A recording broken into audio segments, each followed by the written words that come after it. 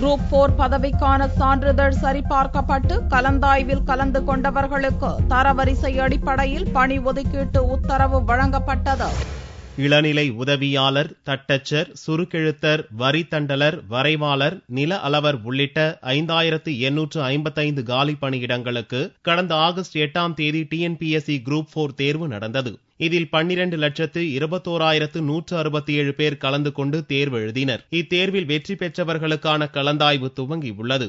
புதனன்று தரவரிசை அடிப்படையில் முதல் 3 இடங்களை பிடித்தவர்களுக்கு டிஎன்பிஎஸ்சி தலைவர் நவநீத கிருஷ்ணன் பணி ஒதுக்கீட்டாணை வழங்கினார்.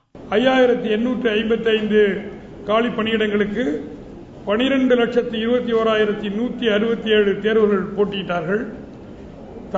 தமிழ்நாடு அரசு பணியாளர் தேர்வாணையத்தின் வரலாற்றிலேயே முதன் முறையாக அனைத்து போட்டித் தேர்வுகளுக்கும் அவர்கள் வாங்கிய மதிப்பெண்களின் அடிப்படையில் தரவரிசை வெளியிடப்பட்டது. அந்த தரவரிசையை நாங்கள் எங்களுடைய வெப்சைட்டில் வெளியிட்டோம்.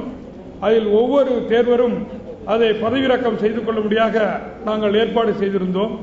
இதனால் அனைத்து தேர்வர்களும் தாங்கள் வாங்கிய மதிப்பெண் என்ன, அவர்களுடைய தரவரிசை என்ன என்பதை எளிதாக தெரிந்து கொள்வதாகவும் நாங்கள் ஏற்பாடு செய்திருந்தோம்.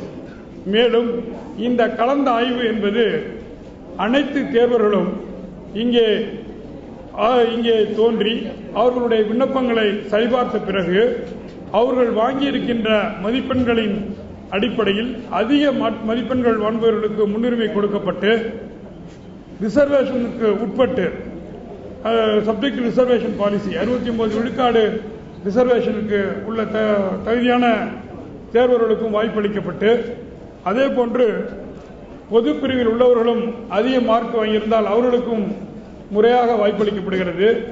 எல்லாருக்கும் வணக்கம். இந்த டிஎன்பிஎஸ்சி 2013 இந்த குரூப் 4 எக்ஸாமில் நான் ஸ்டேட் ஃபர்ஸ்ட் வந்திருக்கேன். என்னுடைய பேர் வந்து பாலாஜி. நேட்டிவ் வந்து கடலூர் டிஸ்ட்ரிக்டில் வந்து பார்த்தீங்கன்னா குஞ்சிப்பாடின்ற பிளேஸ்லேருந்து வந்திருக்கேன். என்னோட education qualification BE computer science. Last year நான் இந்த டிஎன்பிஎஸ்சி குரூப் 4 எக்ஸாமில் தான் ஃபஸ்ட்டு டைம் வந்து ரேங்கிங் லிஸ்ட், அதாவது வந்து மார்க்கை பேஸ் பண்ணி ரேங்க் லிஸ்ட் வெளியிட்டிருக்காங்க.